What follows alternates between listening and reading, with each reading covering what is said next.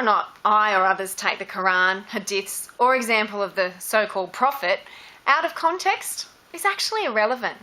The thing is, too many Islamic governments, terrorists and an increasing number of Muslims do quote these Islamic texts and imitate the historical actions of Muhammad to justify their cruel and barbaric behaviour.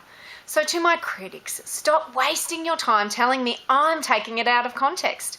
Use your time, if you must, to convince other Muslims to stop literally obeying these texts and the cruel example of Muhammad.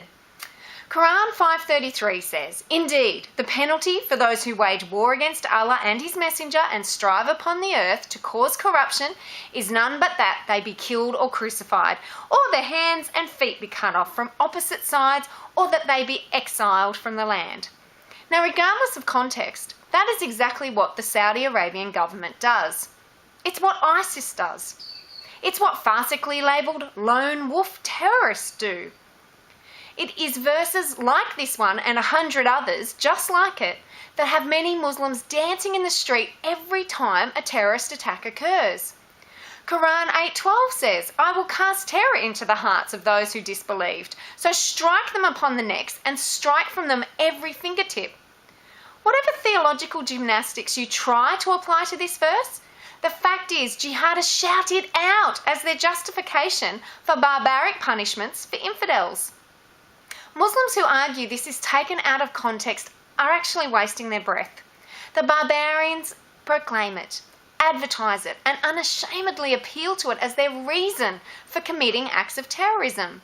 It's there in black and white. You don't need to convince us not to act on this verse. You need to convince the devout, praying, mosque-going Muslims not to literally obey it.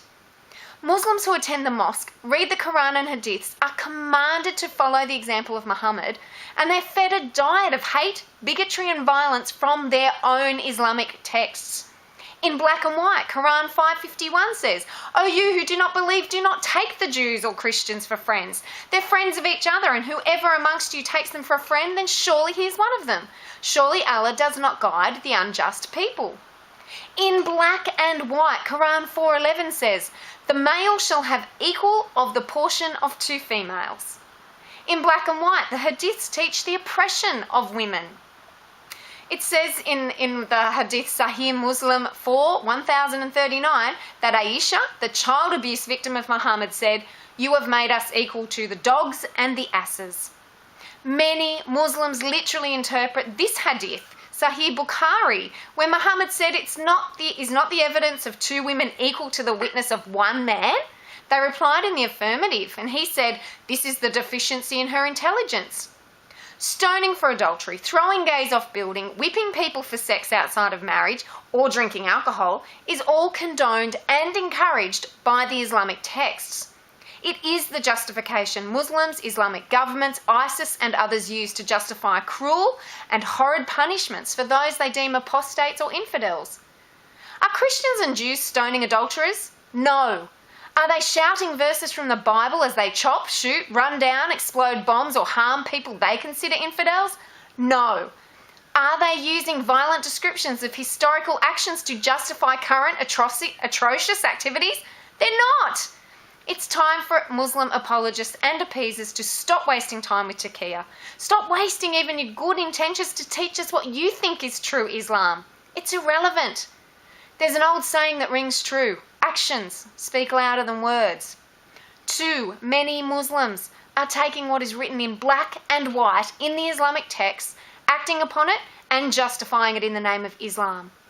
It is time to get real. Not only do the Islamic texts and Muhammad himself inspire terrorism, but they also encourage, condone, promote and excuse oppression, violence, hatred and bigotry. It's time for Muslims to stop hiding behind the "it's out of context" excuse and face up to the fact too many Muslims literally obey what is written in black and white. I don't need convincing about context. They do. If you're a Muslim who disobeys the texts and refuses to imitate Muhammad by abusing children, raping people, taking slaves, punishing apostates, harming adulterers and oppressing women, then good for you. Please use your energy to convince other Muslims to do the same. I don't need convincing at all, but they do.